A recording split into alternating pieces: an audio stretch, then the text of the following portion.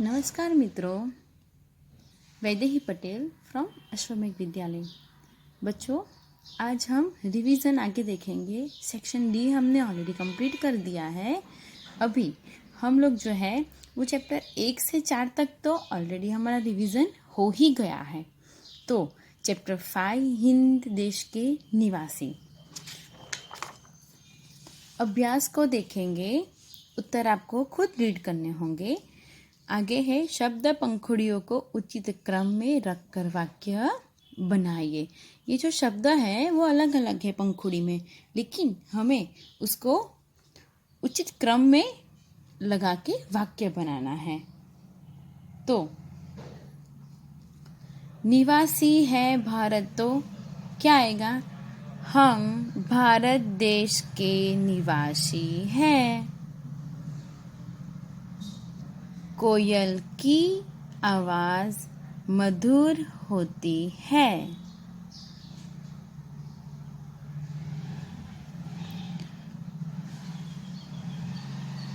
फूलों की तरह हंसते रहना चाहिए। गोले में से शब्द चुनकर अर्थपूर्ण वाक्य बनाइए। उदाहरण दिया है, सोहन पढ़ रहा है। सोहन पढ़ रहा है। आगे रिनल खेल रही है, तो रिनल खेल रही है। उसी तरह इसी गोले में से शब्द ढूंढ के हमें वाक्य बनाना है। मेघा पढ़ रही है, मेघा खेल रही है। ओके, काव्य पंक्तियों का भावार्थ समझाइए। हिंद देश के निवासी सभी जन एक है, रंग रूप वेश भाषा चाहे अनेक है। यानी कि भारत देश में रहने वाले लोगों के रंग रूप, पहनावे और भाषाएं भले ही अलग अलग हो, परंतु वे सब लोग एक हैं। यहाँ रहने वाले सभी लोग की मातृभूमि भारत देश ही है। आगे औरत और लड़की के स्थान पर क्रमशः आदमी और लड़का रखकर परिच्छेद फिर से लिखिए। एक मोटी औरत जा रही थी, यानी हमें औरत की जगह लड़के के स्थान पर हमें क्या लिखना है? आदमी और लड़का। एक मोटा आदमी जा रहा था, पीछे पीछे एक लड़का चल रहा था। लड़का छोटा और पतला था। आदमी को पता चला तो घूर कर बोला, ए लड़के, मेरे पीछे क्यों आते हो? पीछे पीछे क्यों चल रहा है? लड़का भोलेपन से बोला, मैं तो केवल छांव के नीचे चल रहा हूँ। आगे स्वाध्याय कोष्ठक में से जो शब्द समानार्थी नहीं है उन पर घेरा कीजिए और समानार्थी शब्दों का वाक्य में प्रयोग कीजिए। पंथ, पंथ यानी रास्ता, तो यह पंथ सरल नहीं है। राह, मुझे कोई राह मिल गई। रास्ता, यह सीधा रास्ता है। उसी तरह ये जो है इस कोष्ठक में यही एक जो है वो समानार्थी शब्द नहीं है, तो उसके ऊपर हमें क्या करना है? घेरा करना है। बाकी के 3 जो है वो हमें उसका वाक्य में प्रयोग करना है। आगे देखेंगे चैप्टर 6 डॉक्टर विक्रम साराभाई। तो उसके पहले हम चैप्टर 5 का जो मैंने भेजा है विशेष प्रश्नों, तो वो हम देख लेते हैं। ओके, फूलों को माला में डैश जाता है गूथा। कोयल की निराली होती है कूक। सभी की मंजिल एक होती है पंथो। डैश की टेर सबको प्यारी लगती है पपी है। रिक्त स्थानों की पूर्ति कीजिए। हिंद देश के निवासी सभी जन एक है।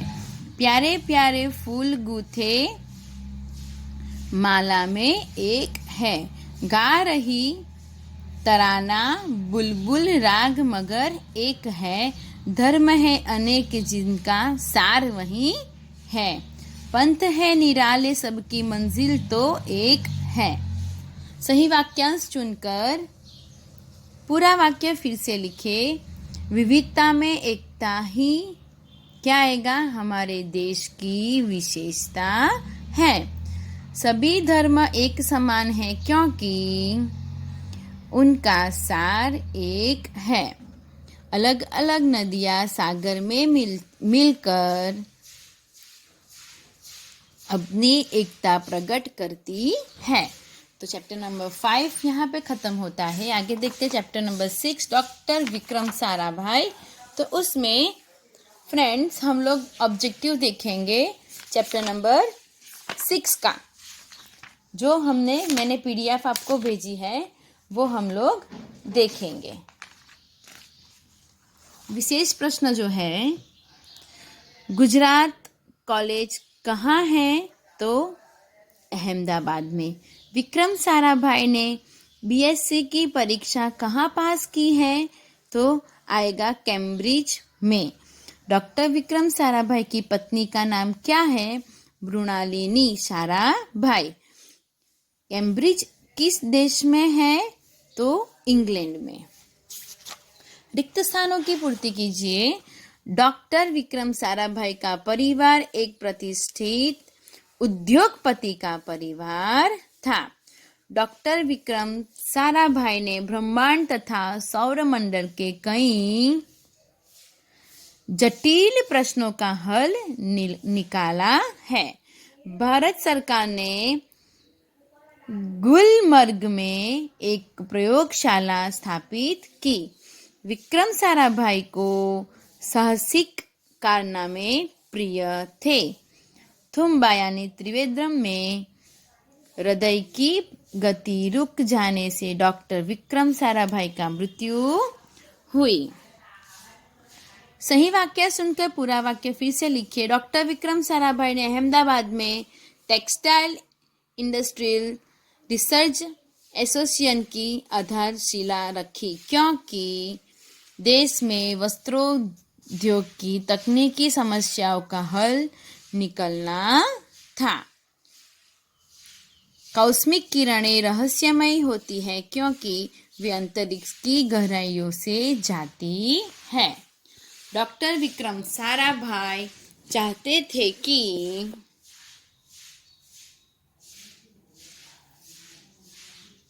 जन सामान्य की विज्ञान के प्रति रुचि जागृत हो। डॉक्टर विक्रम साराभाई त्रिवेंद्रम गए क्योंकि वहां उन्हें थुम्बा के लॉन्चिंग स्टेशन का निरीक्षण करना था। फ्रेंड्स, चैप्टर 6 यहाँ पे खत्म होता है। 7 ढूंढते रह जाओगे, उसका हम लोग ऑब्जेक्टिव देखेंगे जो मैंने आपको PDF भेजी है। विशेष प्रश्न देखेंगे। बादल का पर्यायी शब्द डैश है, मेघ। डैश चारपाई बनाता है, बढ़ई। ओस बादल की पोती है। डैश इधर की बात उधर और उधर की बात इधर करता है, चुगलखोर। कोष्ठक में से उचित शब्द चुनकर रिक्त स्थानों की पूर्ति कीजिए।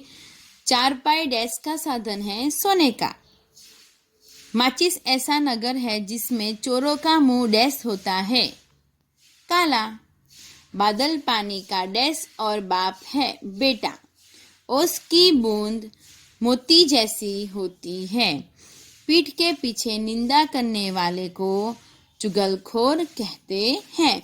जंगल ही वनराज का महल है। सही वाक्यांश चुनकर पूरा वाक्य फिर से लिखिए। पानी बादल का बाप है क्योंकि पानी भी भाप से ही बादल बनता है। ओस खुली रात में बनती है क्योंकि हवा में ठंडक होने से उनकी बाष्प जल कणों में बदल जाती है।